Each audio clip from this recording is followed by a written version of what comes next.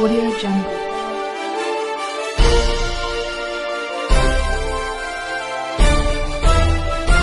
Audio Jungle.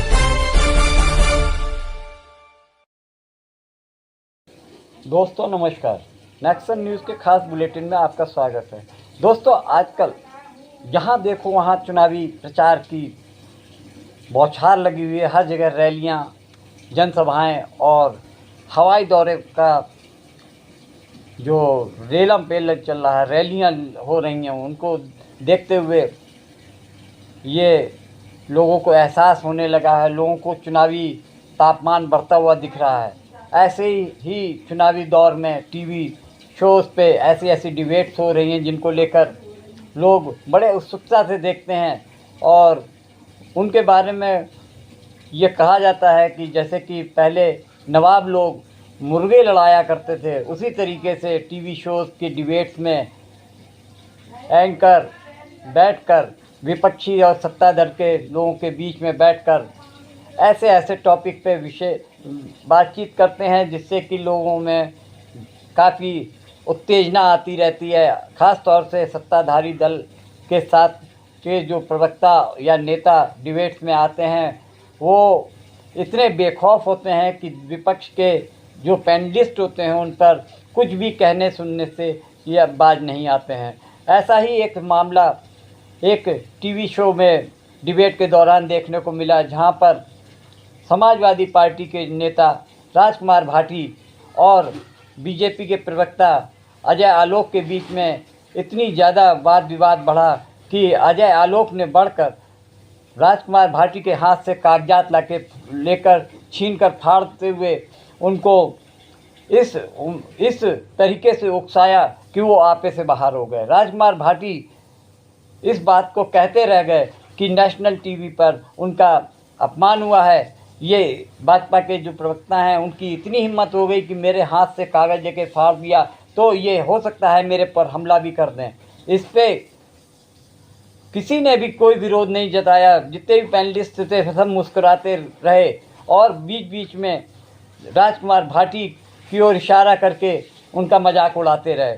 यहाँ तक कि एंकर मानक गुप्ता ने भी इस मामले में कोई खास एक्शन न लेते हुए चुपचाप उन लोगों के बीच में अपना हंसी ठहाका लगाते दिखे। इससे साफ जाहिर हो रहा है कि बीजेपी के जो प्रवक्ता हैं और चैनल के जितने भी डिबेट कराने वाले एंकर वो सब एक साथ रहते हैं ताकि विपक्षी दल के नेताओं की जमकर आलोचना हो और उनकी खिल्ली उड़ाई जा सके।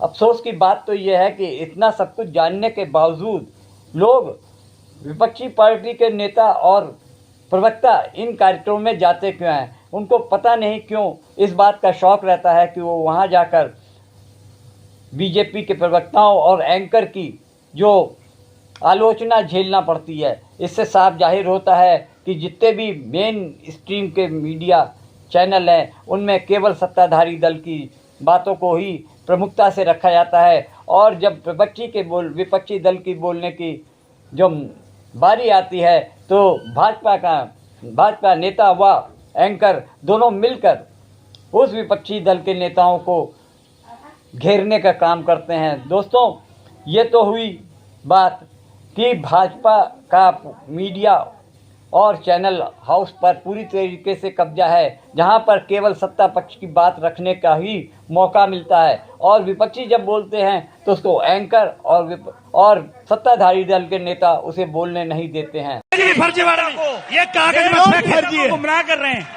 ये क्या बदतमीजी है? ये क्या बदतमीजी है? नहीं ऐसे लोकतंत्र चलेगा?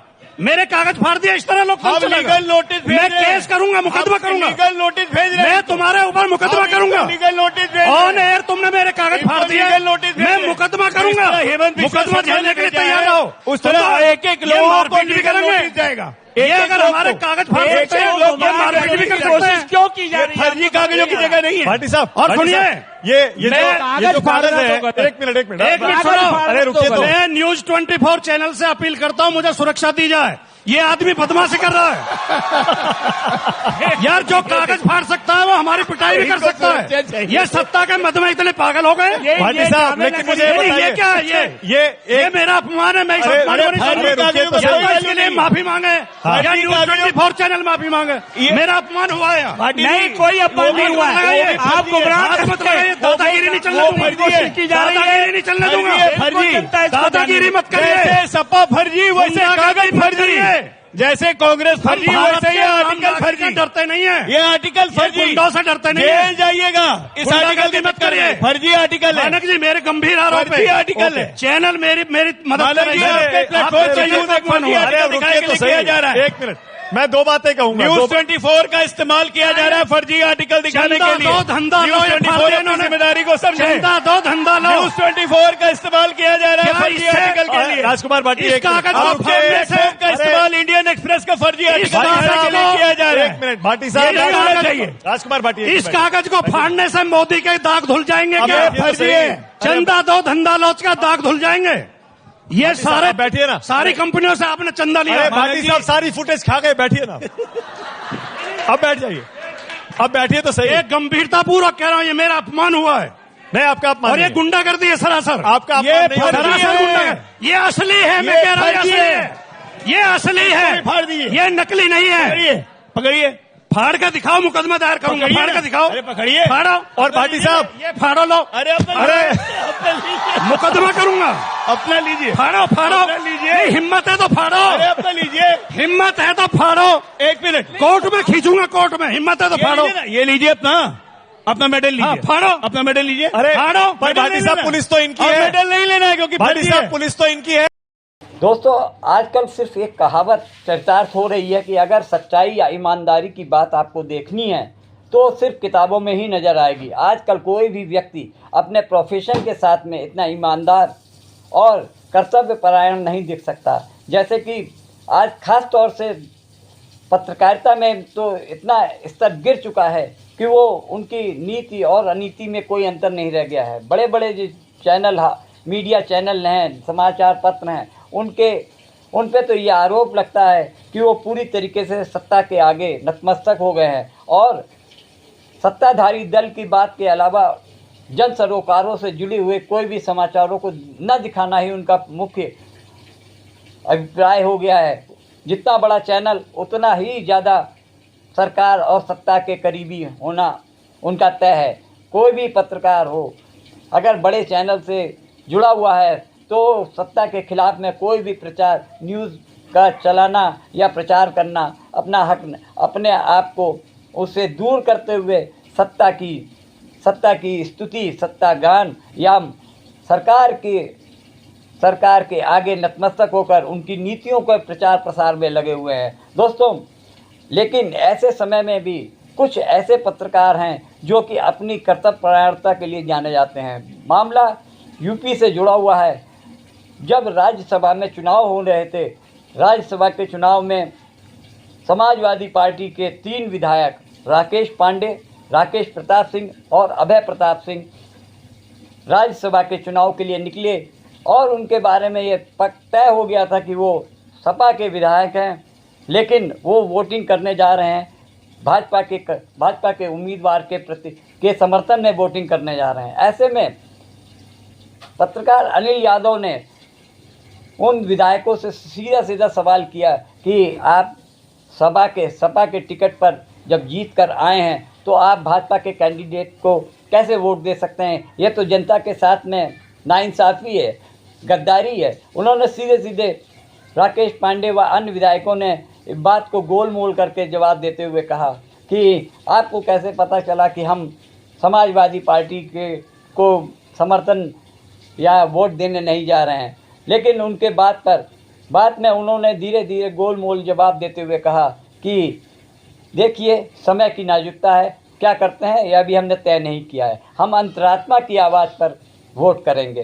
दोस्तों, अनिल यादव ने उन विधायकों को सीधे कह दिया, ये तो आप गद्दारी कर रहे हैं। जिस पार्टी के टिकट पर आप चुनाव लड़कर आए, आज विपक्षी उसके अपोजिट पार्टी के कैंडिडेट को जिताने के लिए वोटिंग कर रहे हैं। दोस्तों, ऐसे पत्रकार आजकल शायद बहुत कम देखने को मिलते हैं, लेकिन ऐसे अनिल यादव जैसे पत्रकारों की वजह से ही लोग पत्रकारिता पे विश्वास करने पर मजबूर हो जाएंगे। नमस्कार।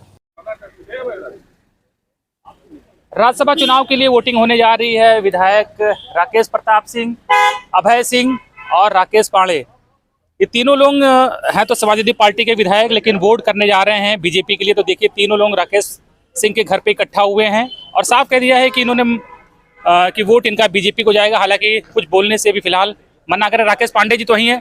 राकेश जी आप तो बोल दीजिए, क्या माना जाए? अब देख ही रहे हैं आप, वोट मिलेगा बीजेपी को, मतलब अब चल में देख वहीं डिसाइड कर लेंगे।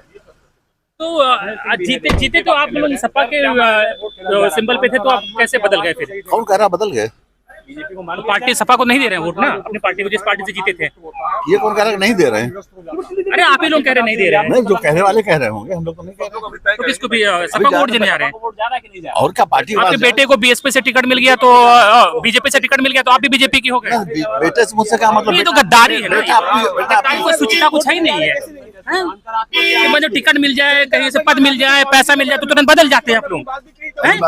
जिनका वोट लिया उनका, और दलित पिछड़ों का जिनका वोट लिया था उसका क्या होगा? अरे अपने अपने विचार कैसे हैं? जीते निर्दलीय लड़के जीत गए होते, शर्म नहीं आती है नेताओं को इस तरह से बदल जाने पे? अभय सिंह देखिए क्या बोल रहे हैं, वोट डालने, अंतरात्मा की आवाज वोट डालेंगे। अंतरात्मा उम्मीदवार को वोट देंगे, सपा के उम्मीदवार को, सपा के उम्मीदवार को वोट देंगे। अंतरात्मा की आवाज में सही जगह मत, अंतरात्मा की आवाज वोट बता दे, वोट बता दे।